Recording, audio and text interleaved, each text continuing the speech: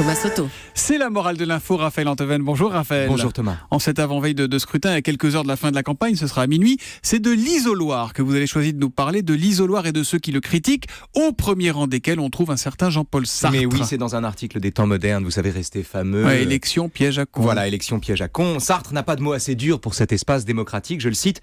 L'isoloir, planté dans une salle d'école ou de mairie, est le symbole de toutes les trahisons que l'individu peut commettre envers les groupes dont il fait partie. Trahison, carrément trahison. Mais oui, parce que, ajoute Sartre, personne ne te voit, tu ne dépends que de toi-même, tu vas décider dans l'isolement et par suite, tu pourras cacher ta décision ou mentir. Il n'en faut pas plus, ajoute Sartre, pour transformer tous les électeurs qui entrent dans la salle en traîtres en puissance les uns pour les autres. La méfiance accroît la distance qui les sépare. Autrement dit, Sartre reproche sa discrétion à l'isoloir et les déloyautés qu'elle rend possibles. Un homme qui se cache pour voter est un possible fourbe. S'isoler pour mettre un bulletin dans une enveloppe qui elle-même va dans une urne où elle est noyée parmi les autres est une façon de se camoufler, mais aussi de se parcelliser, de s'atomiser aux dépens du groupe auquel tout homme appartient. Car pour le dernier Sartre, celui des années 70, un homme n'est jamais séparable du groupe qui l'anime de sa liberté. Imagine-t-on, se demande-t-il, une équipe de foot dont chaque joueur jouerait dans son coin? Eh bien, l'électeur qui va dans l'isoloir est un peu dans cette position-là. C'est l'effet de l'isoloir.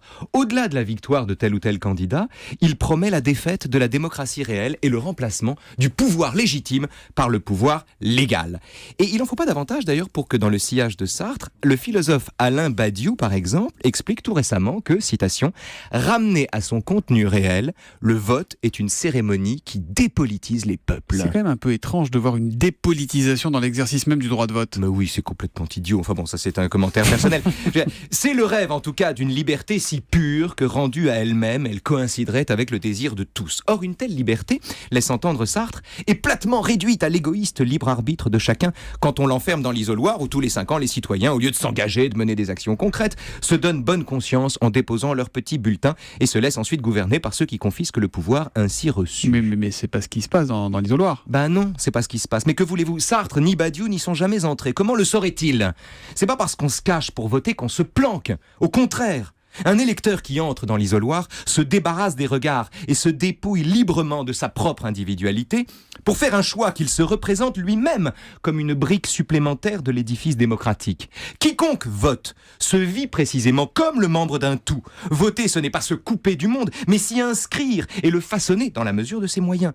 Voter n'est pas faire le calcul de l'égoïsme selon lequel le vote donnerait bonne conscience et dissuaderait d'agir, c'est faire l'expérience d'une liberté qui va beaucoup plus loin que mon petit moi. Et la morale de l'info ? La morale de l'info, c'est que ne pas voter, là est la soumission. Allez voter, pour elle, pour lui, blanc ou nul, mais allez voter dimanche.